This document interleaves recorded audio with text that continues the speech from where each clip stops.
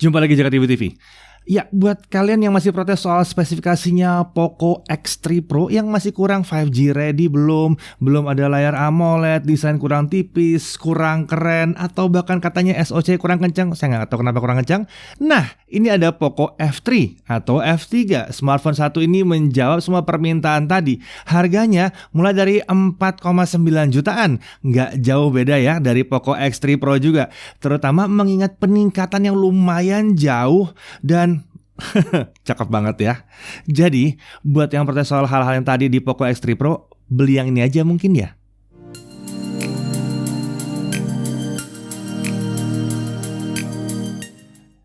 Ya, Poco F3 atau F3, tagline-nya Flagship Killer Reborn. Sudah mulai dijual resmi di Indonesia, berawal dari pre-order tanggal 22 April 2021 dan nanti akan dijual secara terbuka di tanggal 28 April 2021. Oke, sebelum banyak yang nanya dan bingung atau kena harga tengkulak, pastikan kalian belinya di official store Poco atau di Mi Store, itu yang terjamin harganya. Ya, bisa dilihat bahwa ini benar-benar pilihan yang pantas buat kalian yang masih protes soal Poco X3 Pro. Tipis, lumayan ringan, desainnya juga elegan. Oh ya, catatan, unit yang dipinjamkan ke kami ini untuk pengujian adalah versi global. Jadi akan ada perbedaan minor dari isi box dan desain unit. Tapi untuk varian RAM dan storage, hasil tes performa kamera dan lain-lainnya harusnya nggak jauh beda. Karena unit disediakan oleh Xiaomi ini dan kondisi softwarenya pun sudah disesuaikan semirip mungkin dengan unit lokal di Indonesia. Dan iya, ini pakai Snapdragon 870. Sudah diverifikasi oleh Qualcomm dan Poco Indonesia. Kalau ada software yang mengira bahwa ini adalah Snapdragon 865, mungkin benchmark kalian mengira begitu, ada tulisannya 865 gitu ya. Itu karena mereka belum kenal Snapdragon 870. Karena apa? Karena terlalu baru. Tahu kan bahwa aplikasi itu cuma bisa baca tabel yang ada di dalam programnya aja. Jadi dia tidak bisa buka handphone terus ditanya, kamu siapa? Dijawab gitu. Nggak gitu caranya ya. Jadi dia umumnya nggak bisa nampilin nama yang nggak ada dalam tabel, seperti chipset yang terlalu baru seperti Snapdragon 870 ini. Oke, kita langsung aja lihat isi boxnya. Unitnya tentunya di situ, screen protectornya sudah terpasang, ada charger 33 watt, ada kabel USB Type-C dengan aksen orange di bagian portnya, ada clear case ya, uniknya ini ada penutup port USB-nya, kemudian ada dokumen, ada SIM ejector, ada USB Type-C to 3,5 mm headphone jack ya, dan ada stiker Poco. Dan harusnya ada kartu ucapan terima kasih dari Alvinse. Nah, untuk desain, Xiaomi menyebutnya sebagai desain reborn ya. Nah, pilihan warnanya ada Deep Ocean Blue, ada Arctic White ya, dan ada Night Black. Back covernya Corning Gorilla Glass 5.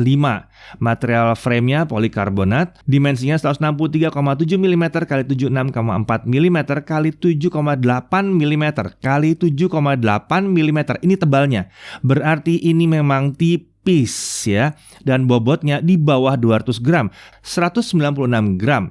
Nah, bahasa desain yang dipakainya membuat ini senada dengan seri-seri premiumnya Xiaomi seperti Mi 11 ya. Membuatnya terasa premium banget saat dipegang dan digunakan. Bodoh amat lah material framenya apaan. Dipegangnya enak kok dan kokoh.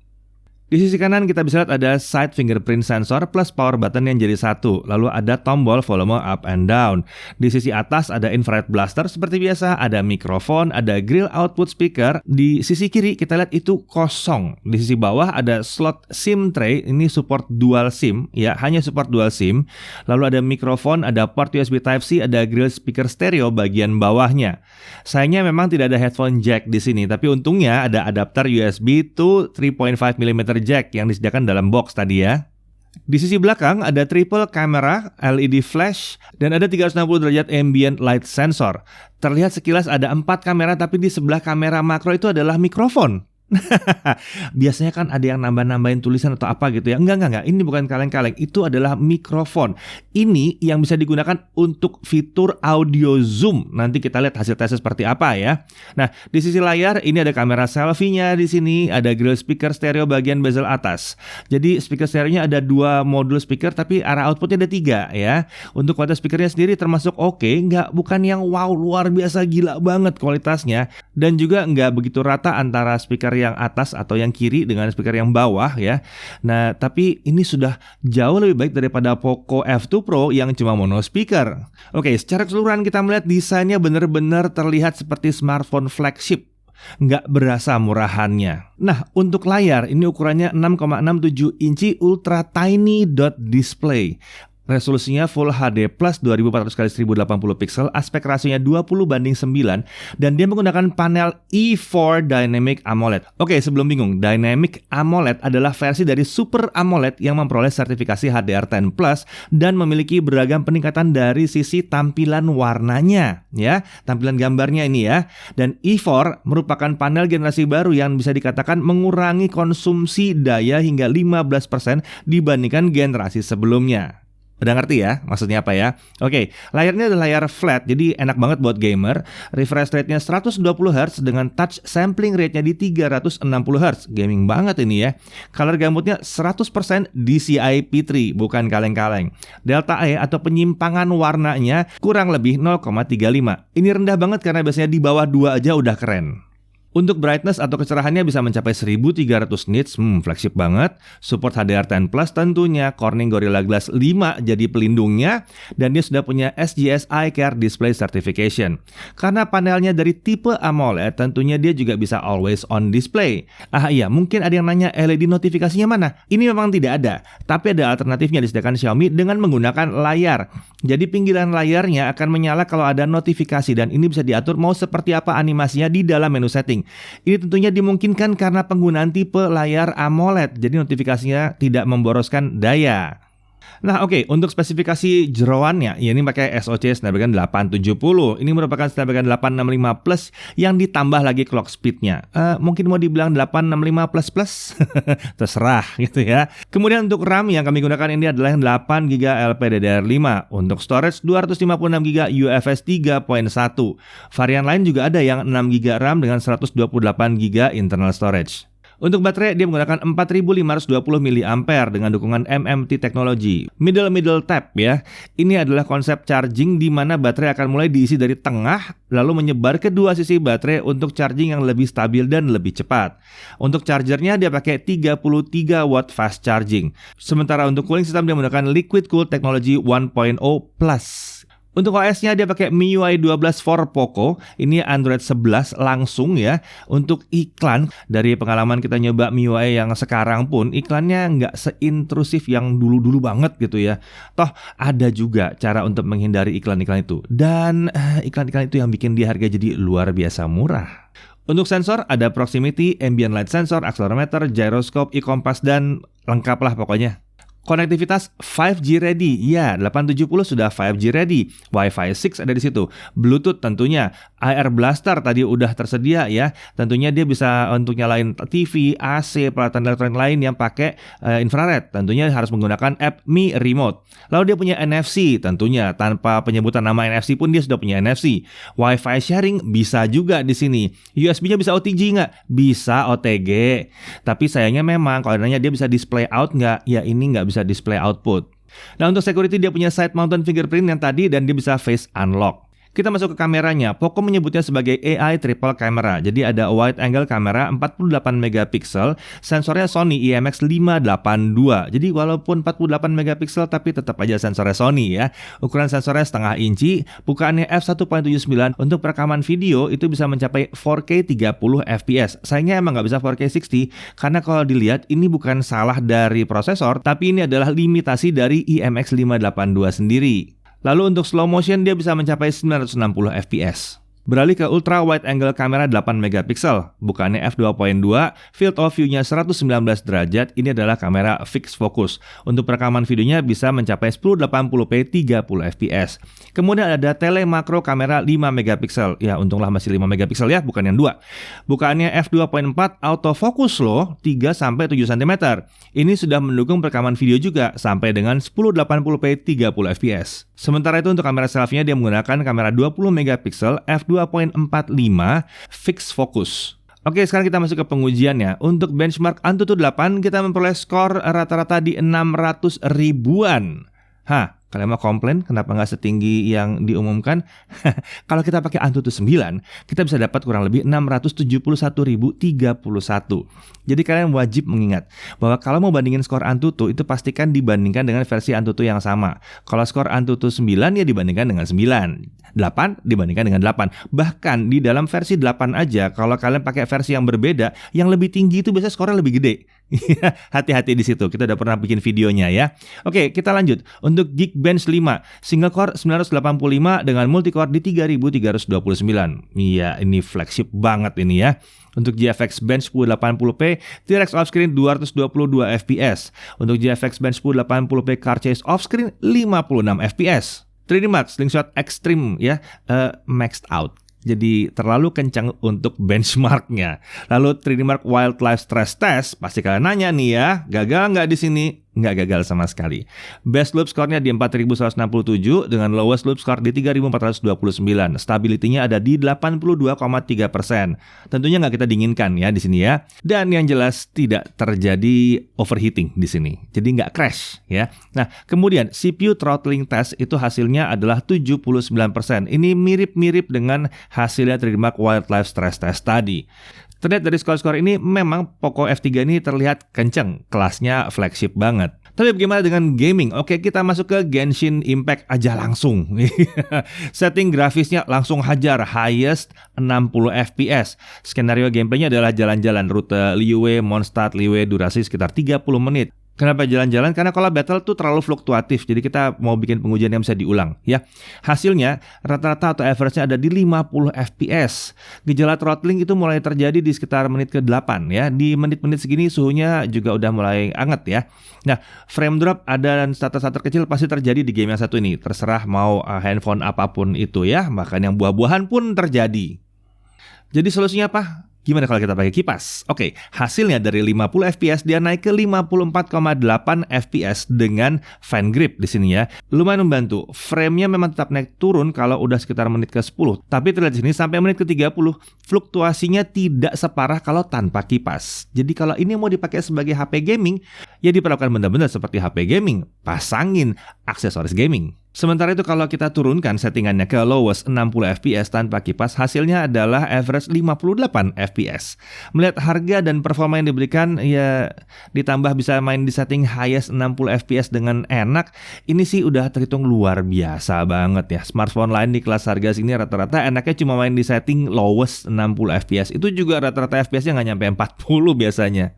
Oke, kita beralih ke PUBG Mobile. Setting maksimumnya adalah HDR Extreme 60 fps atau Ultra HD Ultra ya, 40 fps. Kita belum lihat bahwa dia terbuka setting smooth 90 fps-nya. Dan sayangnya GFX Tools belum bisa berfungsi untuk unlock setting yang lebih tinggi lagi. Jadi akhirnya yang kita pakai adalah setting HDR Extreme karena 60 fps lebih enak buat dimainin ya. Kita bisa mainkan satu match sampai selesai kurang lebih 27 menit. Hasilnya adalah 60 fps rata. Terlalu enteng PUBG Mobile ini. Gyronya gimana? Aman dan mulus.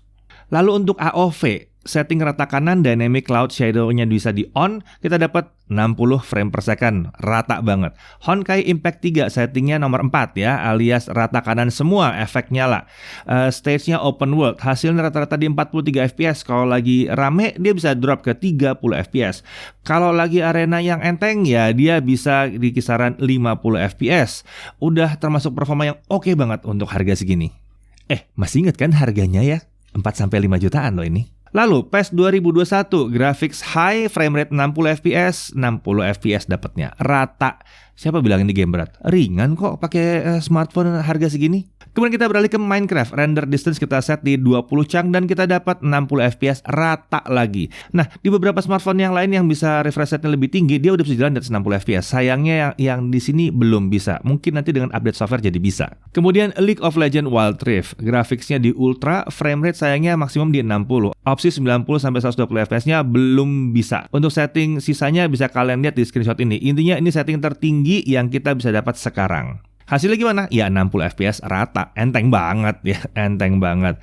Lalu bagaimana dengan game 120 FPS? Kita nyari-nyari game yang support di atas 60 FPS. Jauh ini kita ketemu dua. Yang pertama adalah Shadowgun Legends, settingnya di high 60 FPS. Walaupun kita setel di 60 FPS, saat masuk battle dia otomatis naik di kisaran 90-100 FPS. Kayak tiba-tiba dilepas gitu ya pada saat mau bertanding. Lalu kemudian ada lagi Dead Trigger 2. Setting defaultnya itu langsung 120 FPS. Saat dicoba emang ini berasa 120 FPS, tapi sayangnya pengukur frame rate kami nggak jalan di game yang satu ini, nggak tahu kenapa ya. Jadi memang game-game yang support frame rate di atas 60 FPS ini belum banyak. Agak beda dengan smartphone gaming, tapi ya karena ini memang bukan smartphone gaming ya. Ya, jadi kalau untuk gaming kita bisa rasain ya bahwa ini enak banget memang pakai SoC flagship. Mau main game apa aja udah enak. Dan hati-hati ya buat kalian yang udah nyobain Snapdragon flagship buat gaming, bakalan akan susah pindah gaming pakai SoC yang di bawah 800 series. Sampai sekarang aja belum ada SoC kelas menengah yang bisa melawan kemampuannya Snapdragon 845 yang merupakan SoC flagship tahun 2018 kalau untuk gaming. Jadi bisa dibilang pakai SoC Snapdragon 870 ini akan aman untuk gaming paling nggak sekitar 2-3 tahun ke depan. Oke, sekarang kita beralih ke baterai ya. Video playback 1080p mode layar di 120Hz kita bisa mendapatkan kurang lebih 17 jam. Terhitung hasil yang cukup oke mengingat smartphone yang lain bisa 15 jam mungkin di sekitar mode 120Hz ini. Kemudian untuk Genshin Impact selama 30 menit settingnya di lowest dengan FPS di setting di 60, dia berkurang sekitar 16% dalam 30 menit. Kenapa kita pakai setting seperti ini? Supaya kalian juga bisa membandingkan dengan hasil pengujian kami yang lain. Kita selalu tes itu dengan settingan lowest FPS-nya di 60. Nah kemudian untuk setting highest-nya gimana? Ya oke, kita pasang highest dengan 60 FPS dia berkurang sampai sekitar 20%. Ini tergolong wajar mengingat kapasitas baterainya memang cuma 4520 mAh dan performa gamingnya memang mantap banget ya. Nah untuk charging gimana? 0 sampai full katanya Xiaomi kan di bawah 1 jam. Ya, kita dapat sekitar 54 menit. Kencang memang, ini kencang banget ya. Jadi memang charger tuh nggak perlu pakai yang gede-gede banget untuk bisa dapat charging di bawah 1 jam. Oke, mari kita lihat suhunya gimana. Pasti banyak yang nanya dan kita tes suhunya di sini pakai Genshin Impact lagi 30 menit. Settingnya lowest FPS di 60, suhu layar terpanas di 50 derajat Celcius, bodi belakang terpanas di 50 derajat Celcius. Kalau pakai setting highest FPS di 60, suhu layar terpanas di 51 derajat Celcius dan bodi belakang terpanas di 51 derajat Celcius. Terlihat kalau penyebaran suhu kurang gitu merata. Titik panas terpusat di area modul kamera, sedangkan dari tengah bodi ke area charger itu nggak terlalu panas. Memang game ini cukup gila ya untuk manasin smartphone. Walaupun settingnya di setel di lowest 60, hasilnya masih tetap di kisaran 50 derajat Celcius. Jadi disarankan kalian pakai cooler dan pakai setting tertinggi aja biar nyaman, biar enak gamingnya ya. Dan catat ini ya, 50-an derajat Celcius itu bukan suhu tertinggi yang pernah kami catat dengan HP yang pakai Snapdragon 800 series. Ada yang pakai 855 Plus dan mencapai 60 derajat Celcius. Jadi ini terhitung wajar mengingat performa yang bisa dihasilkannya. Nah sekarang saatnya kita ngetes kamera, tapi mari saya serahkan ke Chris aja. Yuk Chris. Oke, jadi di tangan saya kali ini sudah ada Poco F3 nih teman-teman. Yuk kita langsung aja tes kameranya seperti apa. Yang pertama seperti biasa saya akan cobain mikrofonnya dulu. Ini saya rekam menggunakan mikrofonnya dari Poco F3. Ini saya nggak pakai mikrofon eksternal, jadi mikrofon langsung dari Poco F3-nya. Jadi misalnya kalau kalian pengen pakai vlogging, terus kalian belum punya mikrofon eksternal, suaranya kurang lebih akan seperti ini. Kalau dari yang saya dengar sih hasilnya udah cukup bagus ya untuk kelas harganya terutama. Jadi kalau memang kalian belum punya mikrofon eksternal, mikrofon ini mesinnya udah lumayan cukup. Nah, video selfie ini saya rekam resolusinya di Full HD 30 fps. Dan hasilnya kurang lebih seperti ini. Kalau saya bilang sih hasilnya udah cukup bagus kamera selfie-nya. Terus kalau saya pakai jalan hasilnya seperti ini. Dia udah ada stabilizer. Jadi kalau kita pakai jalan kayak begini misalnya, atau kita pakai lari dikit, itu udah stabil videonya.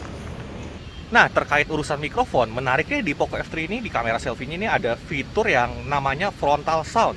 Jadi kalau kalian masuk setting, ada ikonnya di situ.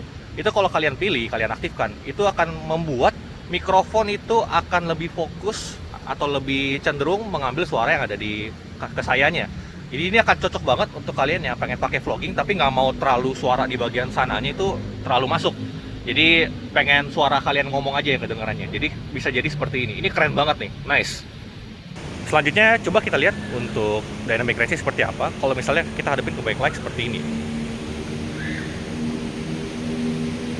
Seperti yang kalian lihat, kalau emang pencahayaannya kasar seperti ini emang agak sulit ya. Jadi dia berusaha menerangkan di bagian wajah, jadi di bagian langit itu cuma putih doang. Dan ini wajar kok terjadi. Nah, asiknya di Poco F3 ini kita juga bisa merekam di resolusi Full HD 60 fps nih teman-teman untuk kamera selfie-nya. Tapi seperti kalian lihat, ini sudut pandangnya menjadi lebar, dan efek samping dari Full HD 60 fps ini adalah dia belum memiliki stabilizer, belum ada IIS-nya. Jadi kalau kita pakai jalan seperti ini pasti berasa goyang, dan memang efektifnya kalau mau stabil itu di resolusi Full HD 30 fps saja.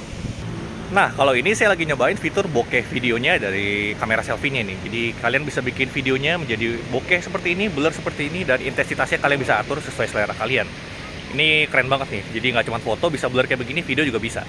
Tapi sayangnya kalau lagi mode begini, stabilizernya memang nggak aktif ya. Jadi memang baiknya hati-hati kalau lagi pakai jalan. Nah, kalau ini saya lagi nyobain fitur yang namanya color focus nih. Jadi bisa bikin kalau nge-shoot orang berwarna, background-nya jadi hitam putih seperti ini. Keren. Nah, sekarang saya lagi nyobain kamera utamanya Poco F3 nih, yang 48 megapiksel itu. Ini videonya saya rekam di resolusi Full HD 30 fps. Hasilnya seperti ini. Tentunya hasilnya lebih bagus pakai kamera utamanya ya ketimbang kamera yang lainnya ya. Dan seperti kalian lihat, warna kulitnya juga cukup natural, nggak terlalu kekuningan, nggak terlalu kemerahan. Menurut saya sih ini udah cukup pas. Hasil kameranya cukup oke. Dan untuk dynamic range seperti ini. Memang karena dia belum ada fitur HDR real time, jadi kalau kalian backlight banget seperti ini, tentunya masih nggak terlalu berwarna langitnya, dan itu emang wajar terjadi. Dan kalau untuk urusan stabilizer, tentunya udah stabil ya kamera utamanya ini.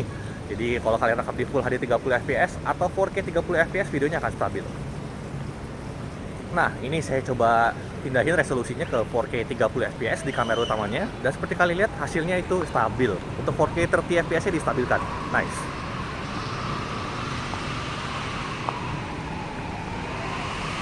Nah, sayangnya begitu kita pindah ke resolusi Full HD 60 fps nih, seperti kalian lihat, ini nih kalau saya pakai jalan emang goyang karena dia belum ada stabilizernya nih, sayangnya. Jadi efek sebagusnya adalah kalau kita pindah ke resolusi ini, karena IIS-nya nggak ada, sudut pandangnya menjadi lebih lebar. Tapi memang jadi agak goyang kalau dibawa jalan. Jadi semoga ini bisa ditambahkan stabilizernya nanti via software update sama tim Poco ya. Nah, sekarang mari kita cobain kamera ultrawide-nya nih. Jadi kamera ultrawide juga bisa untuk video, tapi resolusinya maksimum di Full HD 30 fps aja ya, sayangnya. Jadi belum bisa lebih dari itu. Jadi kalau kalian seperti yang kalian lihat, kualitasnya memang tidak setara dengan kamera utamanya ya. Jadi usahakan kalau pakai kamera ultrawide itu di kondisi yang terang seperti ini aja.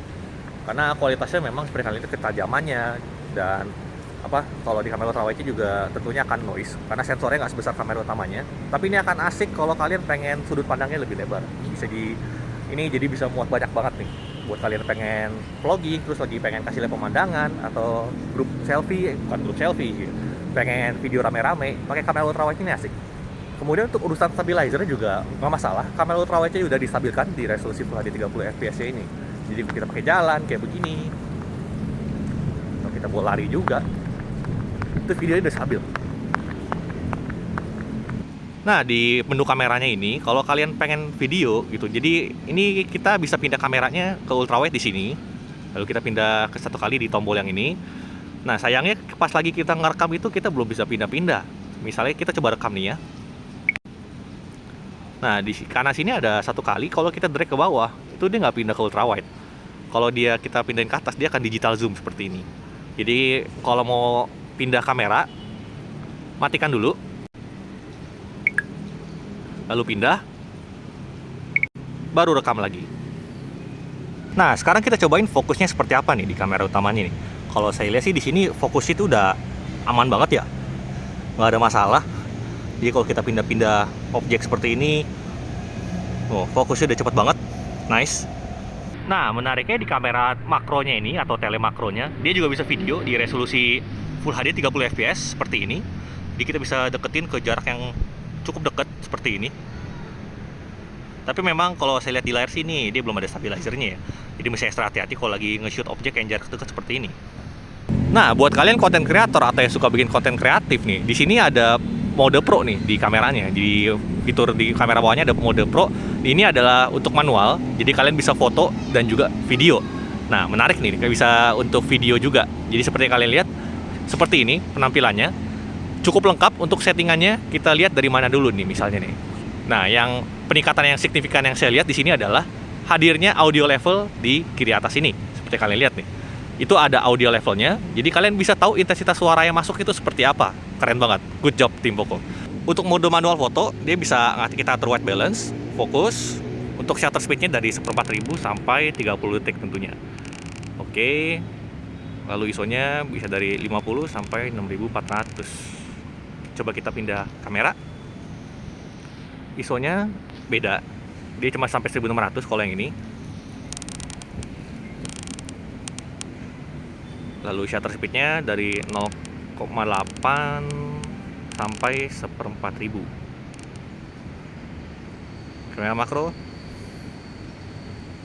Kamera makronya itu kita bisa dari 1/4000 sampai 1 detik. Lalu untuk ISO-nya dari 50 sampai 800. Oke. Nah, di kameranya Poco F3 ini ada fitur yang sangat menarik menurut saya, dan bahkan saya jarang lihat di smartphone untuk kelas harga segini, bahkan di kelas atasnya juga saya belum lihat, yaitu adalah fitur audio zoom. Jadi di modul kameranya ini ada mikrofon khusus untuk melakukan audio zoom. Jadi saat kita rekam video, lalu kita zooming pelan-pelan, audionya juga akan ikut nge-zoom. Jadi ini akan bisa menangkap suara dari jarak yang lebih jauh. Hasilnya seperti apa? Yuk kita lihat.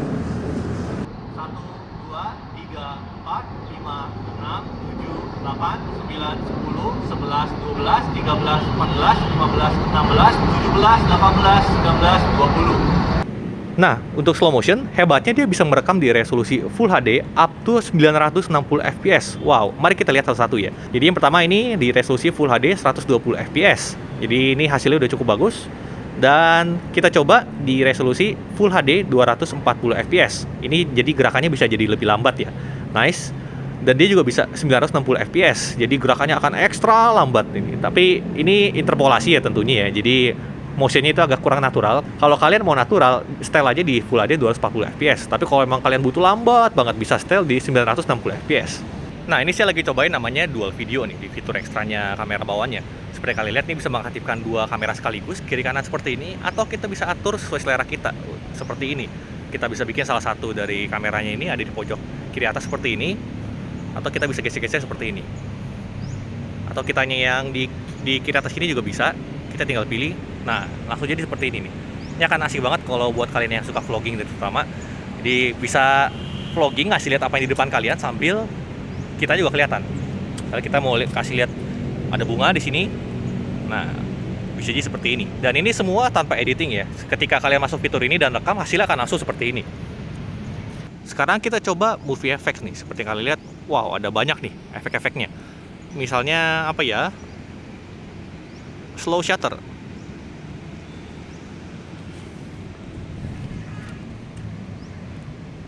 Oh, ini direkomendasikan untuk low light ya. Oke.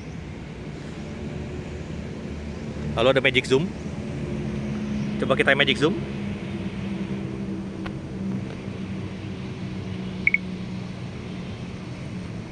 Wow.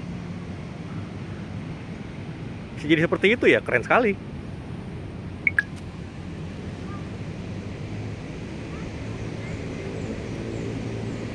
Fitur-fitur seperti ini pertama saya lihat tuh ada di seri flagshipnya Xiaomi ya. Tapi udah diturunkan ke Poco F3 yang harganya sangat terjangkau ini. Wow, luar biasa. Oke, sekarang mari kita lanjut tes kameranya untuk kondisi malam hari. Seperti kalian lihat, langitnya udah gelap. Dan mari kita lihat kemampuannya seperti apa di kondisi malam hari. Untuk hasil video di malam hari terbilang ya biasa aja lah ya. Jarang memang ada kamera smartphone yang bisa luar biasa bagus di kondisi yang kayak gini nih, bahkan di kelas yang lebih mahal sekalipun. Saat di bawah jalan, terlihat ada efek getaran dari stabilizernya, dan ini memang hal umum terjadi kalau udah kondisi seperti ini. Untuk fotografi, jujur sih setelah saya pakai nggak bisa komplain banyak kalau ingat harganya ya. Memang bukan yang luar biasa dahsyat, terutama kalau udah gelap, tapi dibilang jelek ya nggak juga. Buat saya sih hasil foto yang diberikan udah di atas harapan mengingat harganya sangat terjangkau itu. Untuk urusan warna kulit saat foto orang itu juga udah cukup natural, detail masih cukup dapet, dynamic range juga cukup oke, apalagi kalau HDR-nya aktif. Kelebihan mutlak dari kamera Poco F3 ini dibanding smartphone yang harganya itu sekelas, justru itu bukan dari sensor kameranya, tapi dari ISP Snapdragon 870-nya ini. Ini salah satu alasan di Poco F3 ini hasil kameranya secara keseluruhan itu oke. Responsif, processingnya cepat, serta fitur-fitur kameranya yang luar biasa banyak. Ini nih yang bikin pengalaman makainya tuh jadi menyenangkan, walaupun cuma 48 megapiksel. Ya, untuk foto-foto lainnya bisa kalian simak aja ya.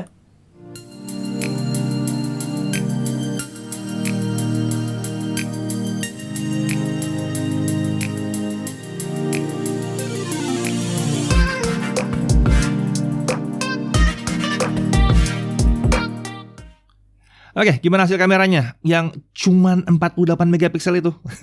Perlu diingat, jangan cuma menilai kamera dari berapa MP-nya aja atau berapa megapikselnya aja. Yang satu ini memiliki ISP dari SoC flagship. Tentunya ini bakal ngasih hasil yang berbeda dari ISP dari SoC kelas menengah. Karena pengolahan hasil foto dan video sebelum jadi file yang kalian lihat atau kalian tonton, itu dikerjakan oleh image signal processing. Ini bukan diedit pakai software ya, memang langsung aja gitu, begitu direkam, langsung diolah, langsung dibuat jadi file. Nah, itu pakai ISP. Nah, ISP-nya kalau kelas flagship itu bagus.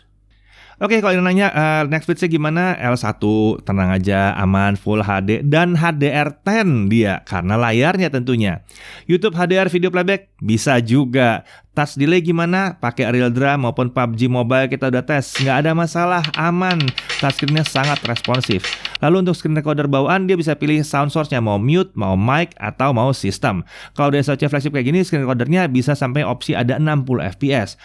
Nah, untuk haptic feedback gimana? Karena pakai X-axis linear motor, ini gila sih vibration motornya, berasa flagship banget. Flagship banget. Bukan flagship killer banget, tapi berasa flagship banget. Kita berasa HP yang belasan juta di sini. Untuk harga 6128 itu di 4.999.000 resminya ya, resmi, nggak berubah-berubah. 8256 itu di 5.499.000.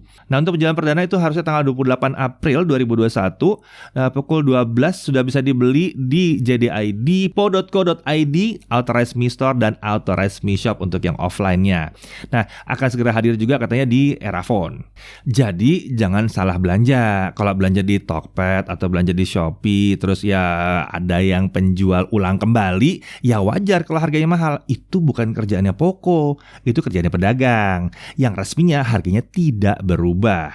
Oke, kita masuk ke kesimpulan. Dengan kemampuan dan harga yang diberikan, jujur aja kami nggak bisa komplain sih. Sama sekali nggak bisa komplain dengan mungkin yang bisa disebut sebagai kelemahan. Tapi ada beberapa poin-poin menarik yang perlu kalian perhatikan. Hilangnya audio jack 3,5 mm di sini, ya memang mungkin beberapa orang akan pakai ini buat mendang-mending. Iya. Tapi seberapa pentingnya audio headphone jack ini? Lagi pula disediakan juga adaptornya di sini dalam paket penjualan. Dan hari gini TWS udah murah banget. Kebanyakan juga udah mulai beralih pakai ke TWS. Jadi opsi kalian itu mau pakai kabel, ada adaptornya, mau pakai TWS ya silakan, Bluetooth-nya mantap. Lalu tidak ada slot micro SD. Ya, ini sih membuat kami berpikir lebih baik kalian pakai aja yang 256 GB. Kenapa? Karena lebih enak juga daripada pasang micro SD. Salah-salah kalau pakai micro SD ternyata dapat yang KW gitu ya. Wah, nggak asik banget deh. Mendingan ambil yang 256 GB aja. Nah, untuk iklan ya bisa dianggap dia ada iklan seperti biasanya yang kita bisa lihat di Poco yang lainnya juga. Nah, tidak adanya stabilizer untuk video 1080p 60 fps. Ini mungkin membuat jadi perekaman di 1080 60 jadi agak bergetar. Tapi ya kalian bisa pakai stabilizer atau ya pakai 1080p 30 atau 4K 30 fps. Lagi-lagi memang kamera itu bukan sektor yang luar biasa hebat, tapi kalian mesti ingat harganya berapa, ingat lagi harganya berapa, kemampuannya seperti apa. Dapat kamera kayak gini tuh udah bagus banget sih sebetulnya. Nah, di sisi kelebihannya kita bisa lihat bahwa performanya monster untuk kelas harganya. Kalian mau main Genshin Impact dan performa kenceng, nggak ada masalah di sini. Meskipun duit kalian terbatas, ya hajar aja pakai yang satu ini. Snapdragon 870 dengan RAM 8GB dan storage 256GB ini paling murah sih sebetulnya pada saat video ini dibuat. Performa flagshipnya juga membuat umur pakainya itu bisa jadi panjang ya. Kemudian dia udah 5G ready. Ini juga membuat dia tambah siap lagi buat masa depan. Layarnya sudah E4 Dynamic AMOLED 120Hz dengan touch sampling rate 360Hz. Speakernya stereo, desainnya berkelas, bener-bener nggak terasa seperti pakai smartphone murah. Fitur kameranya berlimpah layaknya kelas flagshipnya Xiaomi. Lalu untuk haptic feedback juara banget buat kelas harganya. Chargingnya kencang, baterainya terbilang cukup awet untuk 4000 mAh. Dia punya infrared blaster, dia punya NFC. Paket pilihannya masih lengkap ya. Ya kalau ngeliat yang lain-lain tuh udah mulai banyak yang memangkas isi boxnya ya. Dan paket ini sih masih lengkap banget sampai adapter-adapternya masih ada di situ. Dan iya, satu lagi tambahan yang kami peroleh tepat sebelum video ini di-shoot ya. Kita dapat konfirmasi dari Poco Indonesia bahwa Poco F3 itu memiliki proteksi IP53. Jadi dia punya daya tahan terhadap debu dan tahan terhadap percikan air. Jadi kalau mau kena hujan masih oke yang satu ini, nilai plus yang ekstra lagi. Ya, pada akhirnya kelebihan yang paling hebatnya kalau menurut kami ya harganya yang bikin kami geleng-geleng sendiri. Jadi selamat ya buat tim Poco karena sudah berhasil mengguncang smartphone kelas 4-5 jutaan. Semoga ini menjadi dorongan untuk vendor lain atau brand lain ya supaya tidak mau kalah saing juga ya. Melihat harga dan kemampuan yang diberikan oleh Poco F3 ini memang layaknya dia diberikan status flagship killer. Tar dulu. Enggak. Salah. Dia harusnya jadi pembunuh flagship killer dan smartphone kelas menengah atas lainnya. Saya Didi Irfan, Jaga TV.